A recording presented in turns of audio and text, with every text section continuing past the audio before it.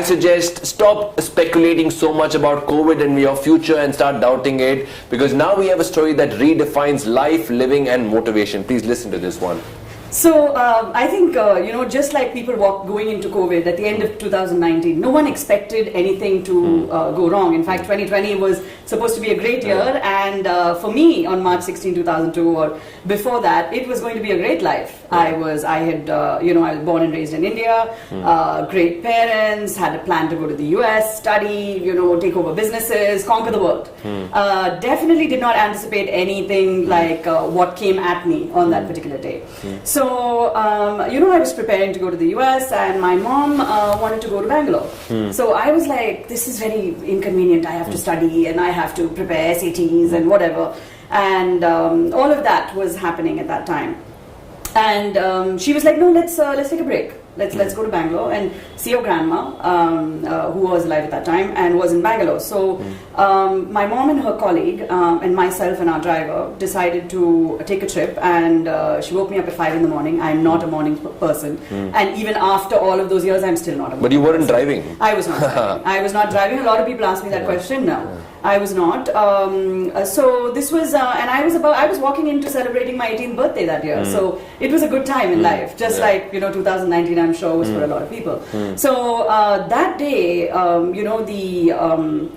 the highway had been newly built. So the driver was having a good time, and you know how that goes. So at that time. Cars didn't actually have airbags. That wasn't a rule. Correct. So we only had seatbelts. So I was wearing a seatbelt, and I guess I'd snoozed off in the front seat, and he had tried to run an intersection. So that's what happened, and he was going very fast, and a truck turned in, and we just, I just went straight into it. So, like I said, I kissed a bus, and it was not. That was a hard kiss. That was a hard one.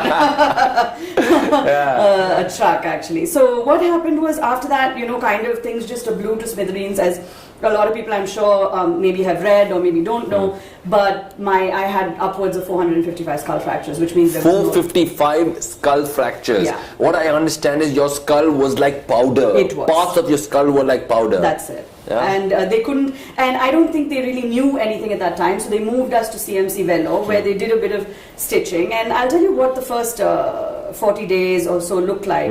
My dad, who was overseas, had been brought back from wherever he was, and come to CMC Vellore to discover that my mother was in the back and also hurt. So both the women in his life were, kind of out of commission, and I was bordering. Most people thought it was over for me that day, because I couldn't see. I was actually completely blind, and they had just kept me there to kind of just exist, because they didn't know what to do, how to operate.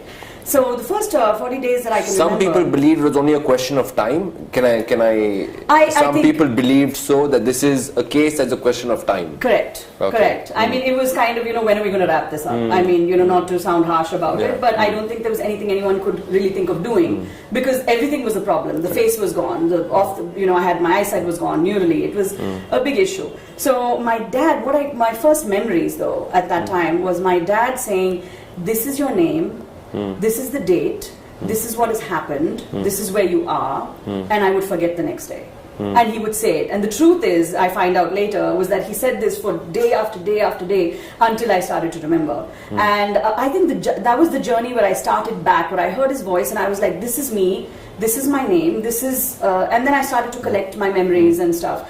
And the first, obviously, initially when I was blind, I was just sort of, I was a chaotic patient. You lost your senses with that accident. Correct. So visually, you were absolutely blind? Fully, 100%. And today, if I can ask you, what is the vision that you carry with you? Today, I am still 75% blind. So I do not have any vision in my left eye, and I have only 25% vision in my So let the people understand what is 25%. Sometimes when you can see clearly, we don't understand the impact of 25%. Would this be like a car windscreen that has rain all over it without the wiper on? Would it be that, ma'am? No, it wouldn't.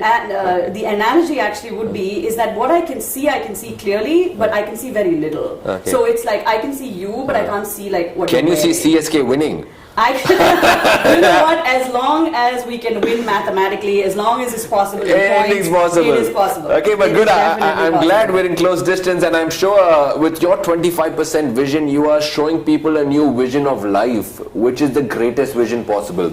Let's go back.